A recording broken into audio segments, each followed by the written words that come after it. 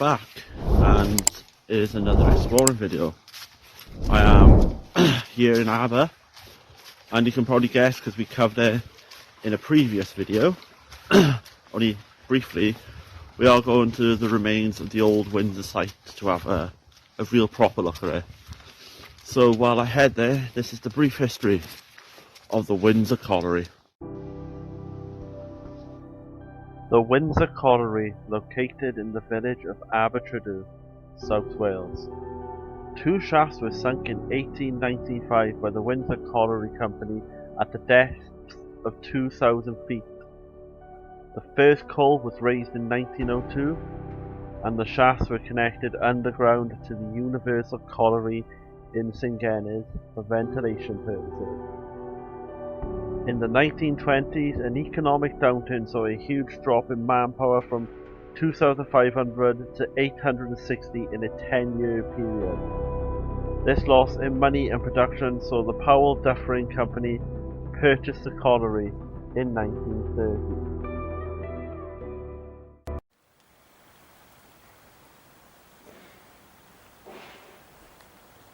Well, I'm here now at the Abertridwr train station where the last tram of coal from the Windsor Colliery is, right by here. So there's only a couple of yards ahead now we go, and then we're literally at the old site of the Windsor. No, nothing, I thought someone was behind me then, but let's just carry on going ahead. There is a little memorial there I'll show you before we get there, and then I'll show you the site, and then we'll end the video somewhere quite good. But the Windsor Colliery is often forgotten that is in the Aber Valley, because the Aber Valley history is dominated by St Gennes, was the St Gennes mining disaster, which obviously I covered on this channel multiple times. And I think a lot of people outside of Abertridwr, and even some parts of Caerphilly, don't even know that the Windsor Colliery even existed. It's not really taught in the schools either, so we'll just go ahead a little bit more and go to that memorial before we get to the site. As you can see by here while I'm on my way down to the Windsor Colliery Memorial, this land behind the fences, this is where the Windsor Colliery sat. This is like pretty much in between Aber and St Gennes, but it's still Abertridwr. But now, why these fences are up is because there is a redevelopment by here. They're going to build houses on here. Already leaves half a site over there for houses, but we're heading into those trees in the distance in a bit. Let's carry on and go ahead to the memorial. Here we are. Here's the Windsor Memorial. Yeah, the Windsor Memorial. I don't know why I struggle with that. You can see it's the names of the miners who have lost their lives at the memorial, whether it be by the disaster you will learn about later on, or just in general underground. But you can see this is where the Windsor Colliery is, and if I can show you on this photo by here, I'll show you the point. You see there's more names. It's more beautiful than the last one. The old memorial looked a bit Soviet, I'm not gonna lie. You can see it on the screen now. It looked a bit Soviet. So here's where we are. That looks at where the rugby pitches are by here on that photo. But here we are by here. We'll zoom into that text now. This memorial is to the 155 miners who lost their lives whilst working at the Windsor Colliery, which operated on this site from 1895 to 1986. So it does say on the coal dram that it did operate until 1979. I think that's when it closed as a mine. Like, you could go down and raise coal from that mine. That's why hence is the last dram of coal. But it did operate for a couple of years after, where it was more of a ventilation unit for the Nangaru Colliery and an ultimately an emergency exit. But that's the memorial. Now with all that done, let's head over there now into those trees and also actually see the remains of the Windsor site. So let's do this. Let's get over there. Now we just left the memorial, we are heading up there to the remains of the pit on this little grassy embankment. St Ennis and Abertridwr did have a rail link going through here once upon a time. The rail link was part of the Aber Valley Vale of Glamorgan line, which ultimately was designed to carry the coal down to the ports of Cardiff and to Barry, but as time gone on, Barry became a popular tourist destination that it tended to carry passengers. So the rail line pretty much ran through Abertridwr and St Ennis. The actual train station from Aber is still there. Now it's part of the hiking trail or the cycleway located in front of the Aber Hotel. So you can see that visibly, but around here is signs saying walk through time, which tells you where like certain iconic locations of the valleys is located. So that branch railway line did link the port, so that's how coal was transported. Like St Ennis, coal was transported to Barry, which went to Scalper Flows in Scotland to fill the Royal Navy fleet there.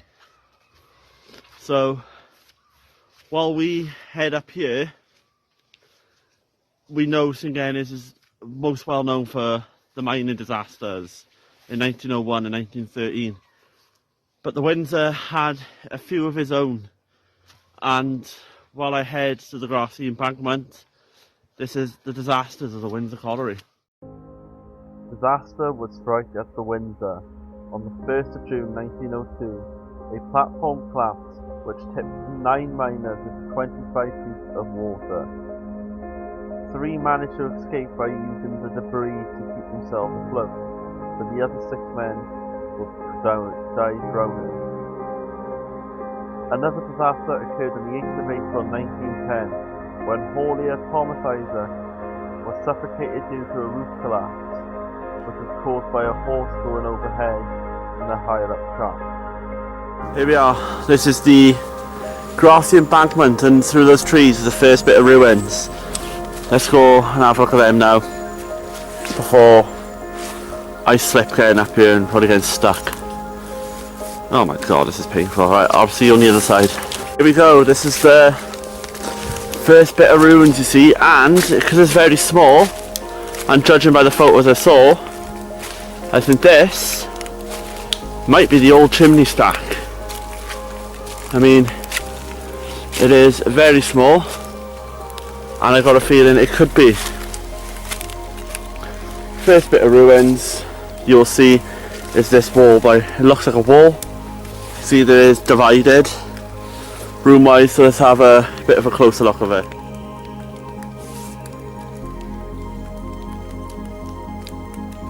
I did have a look at that photo again, and I do believe that this is the old chimney stack that used to sit on the tower. It could not be just to burn the coal that's gone off or coke in the coal. This could be the ventilation stacks, because they did have ventilation chimneys back then, so it's more square than your usual chimney stack. Like you've seen them around the Heritage Park video, they are more the cylinder round shape. But it's an interesting find. It doesn't many people know this is here outside Abertridwr or St Ennis. So let's have another little look around with it before we head to the main bits that's left. So now I'm going on top of it, and it does feel, because that's one block, that's another block, and that's another one, that this could be a ventilation shaft. That little chimney on top. It could potentially be a kiln that's half submerged under the ground because the land's reclaimed, and these are the little areas out. But I am above it, and this is what it looks like inside. So let's move on now to the main remains over there.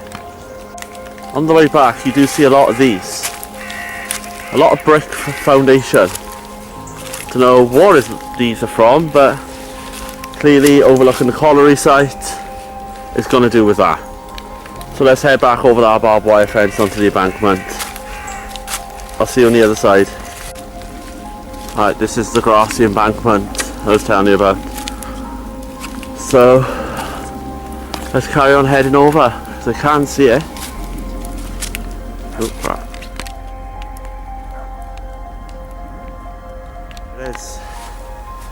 This is what the main remains from this coal mine. So let's head down to them now and have a look. It's like a little den probably made by children. Or the homeless, I don't know. Let's just carry on. Here we are. It is not raining.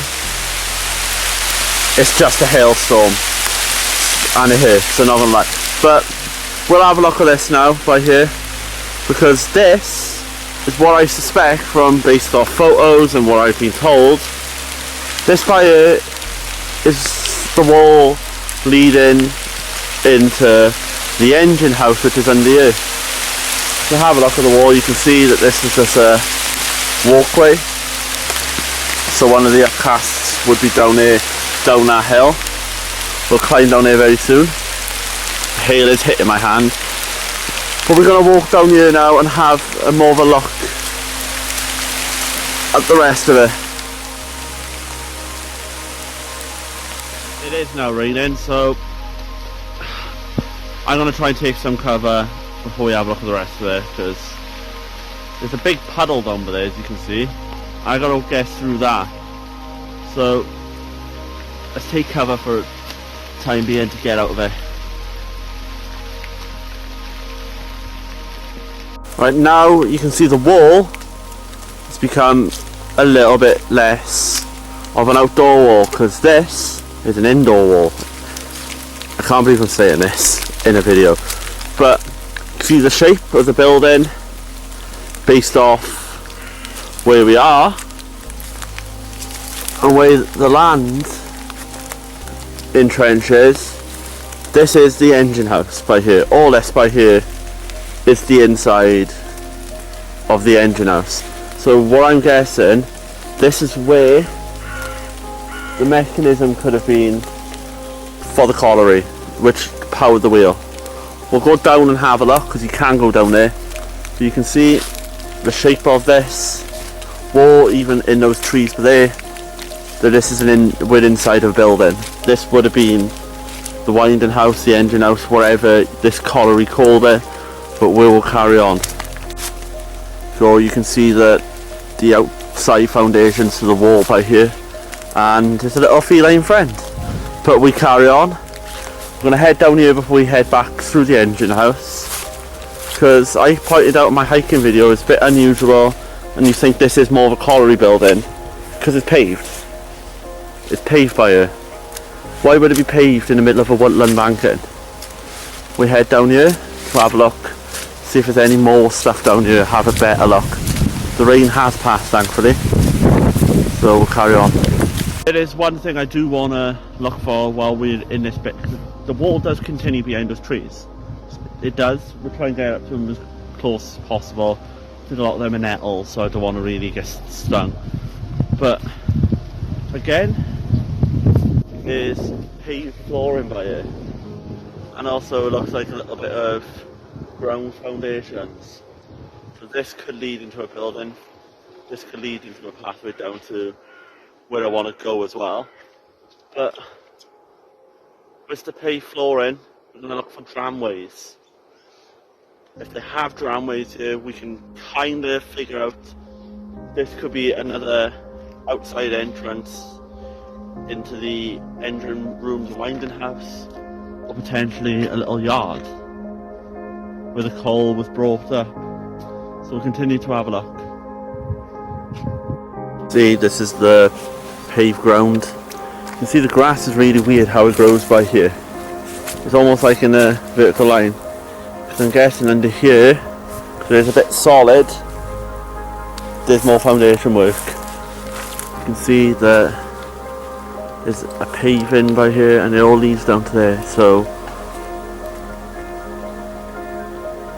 we'll go and have a look down there. I could hear something then. I'm hoping it's just my mind. Let's have an investigation. So there isn't tramways here. They've probably raised them, or they're deep under this overgrown area. This place did close in the 80s, probably started overgrown in the 70s when all operations were concentrated in Nangaru.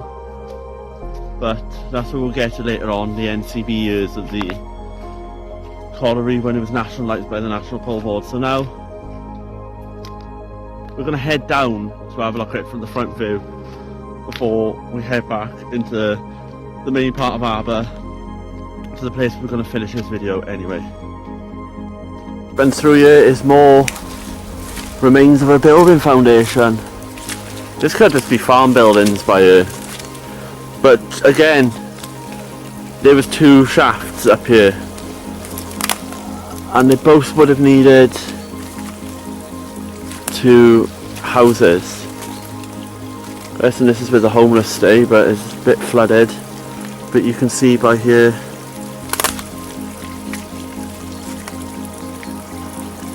there's an entrance. And what are these?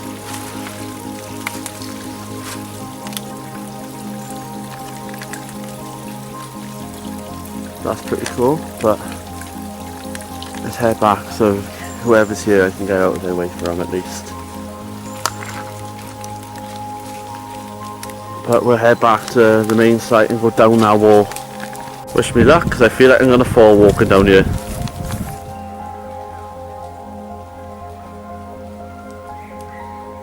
The reason I think this is a colliery site is because there's bricks. The actual large breeze block bricks. What else are they going to be used for? This is just been half torn down and just left.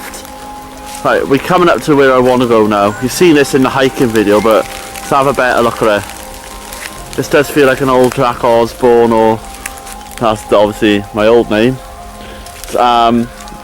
COVID exploring videos. So let's head to where we want to go. This is the real fun part, going up a steep wet bank because it's been raining and trying not to fall over. But we're halfway there and there's a little bit of a depression over here. I'm going to have a look to see if it's natural or part of the colliery. It's natural, false alarm, so let's carry on up. That's the only way we're going to go because I can see it by here.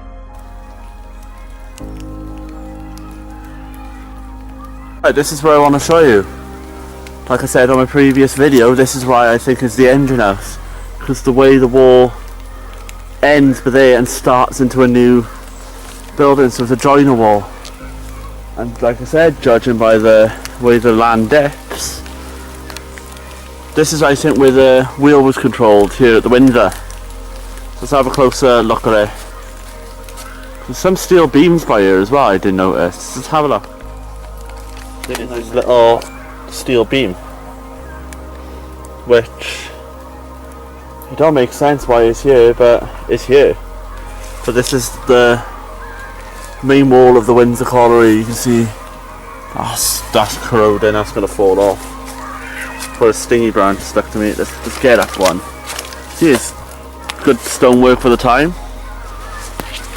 Stingy's literally attached to me, here it is. But you can see it's good stonework, it's well looked after. It's well preserved. So how long ago was this site demolished? I need to find out. I'll add it. Oh, if I can't find out, I can't find out. So let's climb back to where we came up this platform. That's a little bit more of a look at the Windsor Colliery. Obviously did touch on it for about 5 minutes in my hiking vlog, so I thought in a while I'll come back and do another part. But the Windsor Colliery's history would change following World War World War Two, and we're just going to go straight into the years, the NCB years, the years under the National Coal Board. Following the Second World War, all coal mines were nationalised into the National Coal Board. The Windsor would be linked underground to the Nangaru Colliery, with winding being concentrated in Nangaru.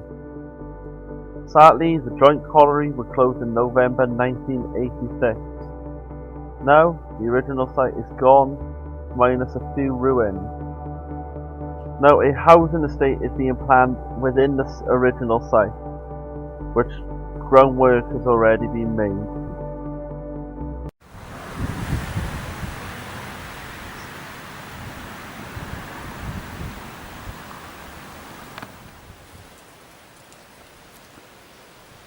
I'm here at the National Mining Memorial of Wales. You can see I'm at the back, right next to this iconic sculpture of a photo of a girl, like obviously looking onto the colliery when the St Gennis disaster happened, where she's looking for family.